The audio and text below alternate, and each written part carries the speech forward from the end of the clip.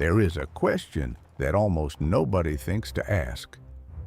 When we imagine the great civilizations of the past, we picture their temples, their armies, their trade routes, and their wars. We study their generals and their poets. But we almost never stop to ask something far more intimate, far more human. We never ask what it smelled like to live there. We never ask what a person did on an ordinary Tuesday morning in the middle of a vast and largely unacknowledged empire, simply to feel clean. And yet, within that humble question lies one of the most revealing windows into a civilization that official history has spent 2 centuries quietly erasing from the record. The year is 1802. The place is somewhere in the enormous territory that appears on the maps of every major European cartographer from the 16th through the 18th century as Tartaria, or Grand Tartare, or Tartare. On the celebrated 1570 Atlas of Abraham Ortelius, the Theatrum Orbis Terrarum, it spreads across the entire northern and central mass of the Asian continent in breathtaking fashion, dwarfing every other political entity on the page. On the maps of Jodocus Hondius, printed in Amsterdam in the early 17th century, it carries its own flag, its own administrative subdivisions, its own rivers and cities, marked with confident precision. The first edition of the Encyclopedia Britannica, published in 1771, dedicates a substantial entry to Tartary, describing it as the largest country in the world, stretching from the Caspian Sea to the borders of China, from the frozen north to the warm provinces of Persia. It is not a myth. It is not a cartographic footnote.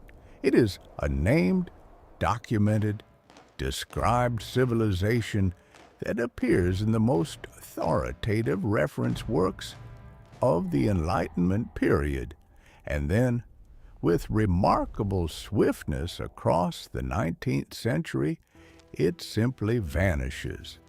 The name retreats.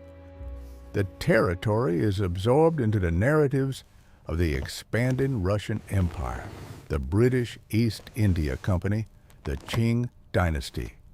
The books are revised, the entries are shortened, and by the time your great-grandmother was born, there was almost nothing left in the official record but a vague geographical term, a remnant, a ghost of a word.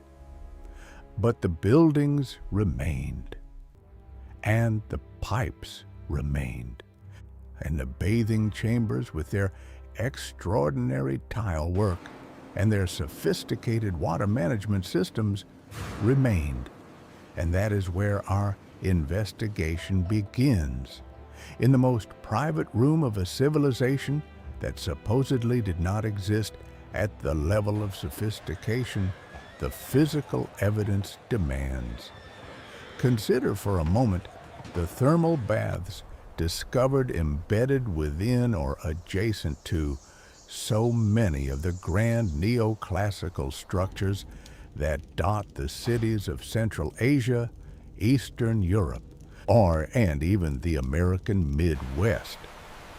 These structures, which the standard historical narrative attributes to a remarkable burst of construction activity in the early to mid-19th century, share a visual vocabulary that is almost impossible to explain through the lens of disconnected regional development.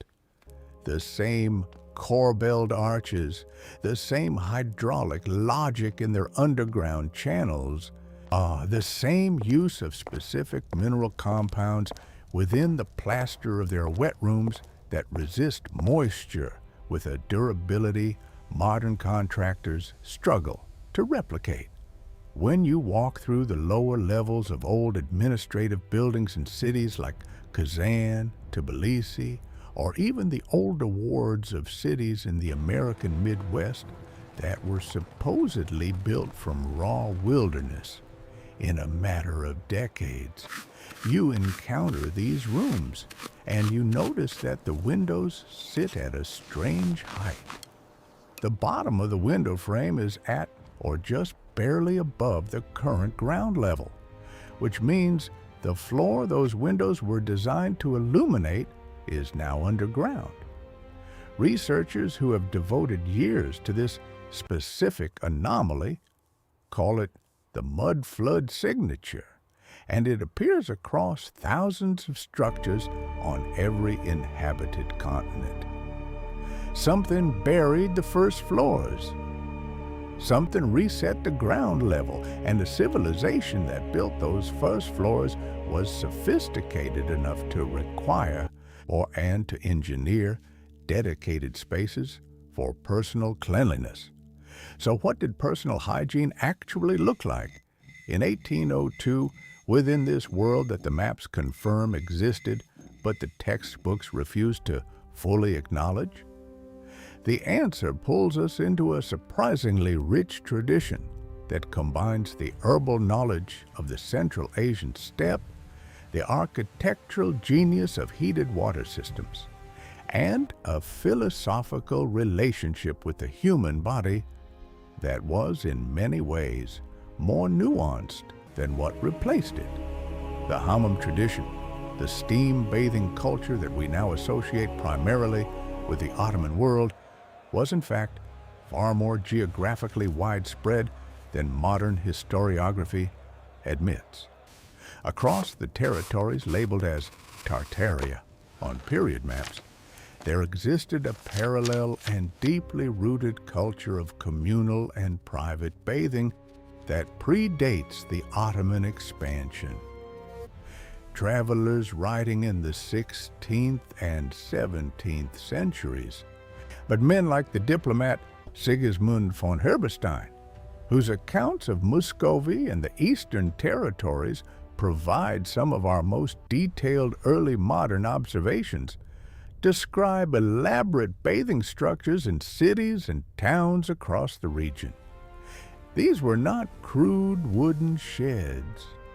They were tiled, heated, architecturally considered spaces. The technique of heating the room through a subfloor hypocaust system, the same technology the Romans are credited with developing and then supposedly losing during the Dark Ages, appears again and again in these structures, in regions supposedly untouched by Roman influence, which raises a question that the standard timeline has no clean answer for. How did a technology that supposedly disappeared with Rome reappear independently across Central Asia and Eastern Europe, in buildings that locals described as ancient long before the 19th century began? In 1802, the daily hygiene ritual for a person living in one of the cities or substantial settlements of Tartarian territory would have begun with water that was anything but primitive in its delivery. Archaeological and architectural surveys of pre-19th century structures in cities across modern Kazakhstan, Uzbekistan, Tatarstan, and the broader Siberian corridor reveal evidence of clay pipe networks, some of them glazed with a technique that produced a remarkably smooth interior surface that resisted bacterial accumulation.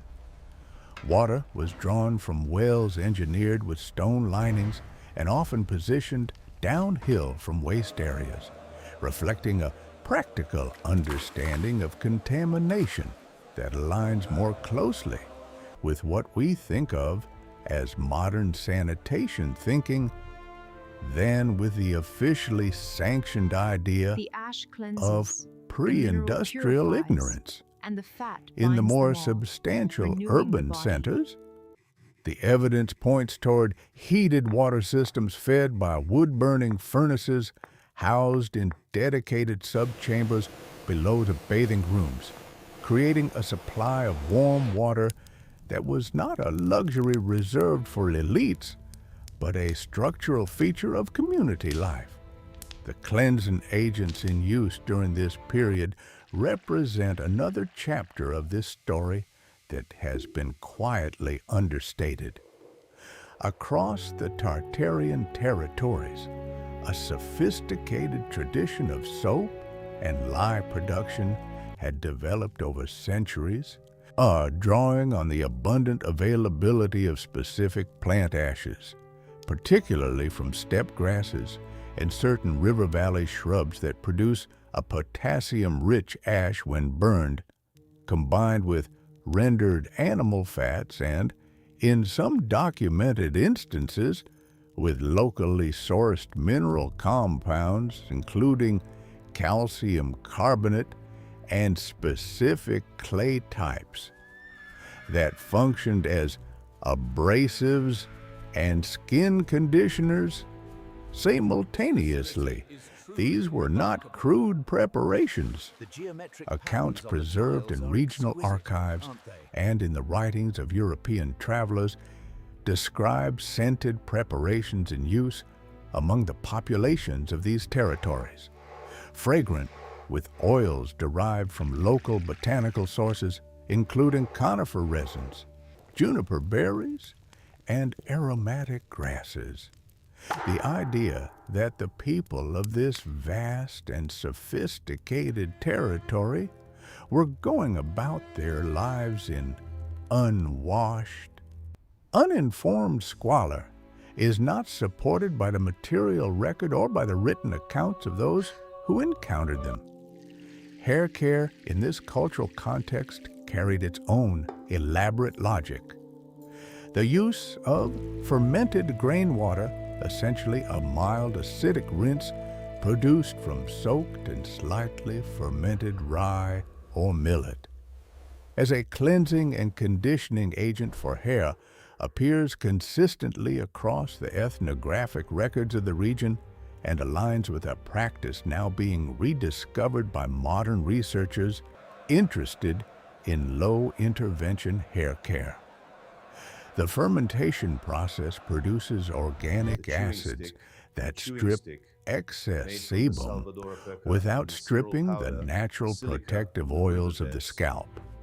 And the result, as anyone who has experimented with the practice can confirm, is hair that is clean, manageable, and remarkably healthy over time. This was not folk superstition. This was applied biochemistry, developed through generations of empirical observation, preserved within a culture that the 19th century rewrote as primitive. Dental care presents yet another layer of this hidden sophistication. Archaeological finds from burial sites across the steppe territories consistently reveal dentalware patterns inconsistent with a diet of unprocessed raw food, and in a notable proportion of cases, levels of dental health that compare favorably with populations in contemporary Western Europe. The use of fibrous chewing sticks derived from specific shrubs with natural antimicrobial compounds, a practice documented across a wide swath of territories from North Africa to Central Asia to the Indian subcontinent, was common throughout these regions. Additionally, preparations combining fine abrasive mineral powders, salt, and aromatic plant extracts appear in descriptions of Tartarian adjacent cultural practices, in sources ranging from Persian medical manuscripts to the field notes of Russian imperial surveyors who documented local customs, even as the empire whose customs they were recording was being absorbed and renamed around them. And here is where the architecture and the hygiene story converge in a way that should make anyone pause. The buildings that housed these bathing and cleansing traditions were often magnificent. The tiled interiors of the bath structures associated with the neoclassical and pre-neoclassical building tradition that appears so suddenly and so fully formed in the official 19th century narrative shared design DNA, with structures that the archaeological consensus dates to much earlier periods. The pointed arches, or the specific acoustic geometry of the dome ceilings that cause sound to pool and focus in ways that have measurable physiological effects on the human nervous system, the use of specific mineral compounds in the grout and tile adhesives that have proven resistant to water damage for centuries without the aid of modern sealants. All of this points toward a building tradition with deep roots, long experience, and a level of accumulated technical knowledge that does not appear from nothing. And the great mystery, the question that the Tartarian research community has been pressing with increasing sophistication over the past decade, is not whether these buildings existed. They clearly did. And in many cases, they still stand, some of them repurposed, some of them half buried, some of them hidden in plain sight behind the facades of later construction projects that incorporated their walls while erasing their names. The question is what happened to the civilization that built them. What force in the late 18th and early 19th centuries was sufficient to interrupt, absorb, rename, and effectively delete from the historical record a culture sophisticated enough to engineer heated bathing rooms with glazed clay pipes, to develop multi-compound cleansing preparations that rivaled anything being produced in European apothecaries, and to institutionalize personal hygiene as an architectural priority rather than a personal afterthought. The fires come up repeatedly in this context. The extraordinary number of major urban fires that swept through cities across North America, Europe, and Asia in the mid to late 19th century, fires that destroyed not just buildings, but administrative records, local histories, and the physical evidence of what came before, has attracted serious analytical attention from researchers willing to look at the pattern rather than the individual incidents. Chicago, 1871, Peshtigo, the same year, was San Francisco, 1906. The destruction of countless regional archive centers across the Russian Empire during the upheavals of the late 19th and early 20th centuries. Each fire has its own official explanation.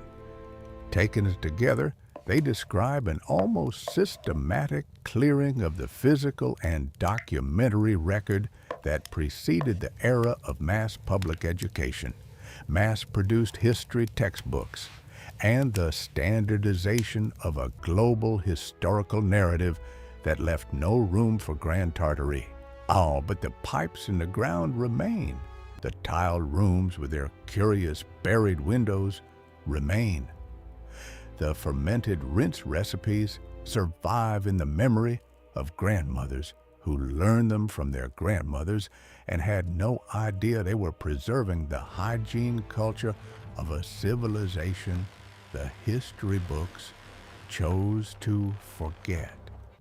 And the buildings themselves, those grand, domed, impossibly refined structures that crowd the historic centers of cities from Kazan to Kansas City, stand in the afternoon light with their carved stonework and their resonant interiors, that column waiting there, for someone to it look at matches them the and archives. ask the question that changes everything. Not who built I think this these, whole thing is because buried. the official answer Look, is ready It's not just a and carving. waiting for that What is one, it? but rather what came Look before closer. the official answer. What was already here, already clean, already sophisticated, already gone, before the story we were taught decided to begin. Look around you the next time you walk through the older part of your city. Look for the windows that sit too low. Look for the basement arches that seem The knowledge will be designed for a yours. ground level that no I am longer ready to exists. receive it. Look for the bathing rooms that have been converted into storage. The tiled chambers that were too beautiful and too structurally sound to demolish, but too inconveniently old to explain. The civilization that maintained those rooms, The knowledge will that be yours. warmed its water and ground I its am ready to cleansing receive it. pastes and wrapped its aromatic resins into the architecture of daily life, was real. And the story of its disappearance is, perhaps, the most important mystery of our age.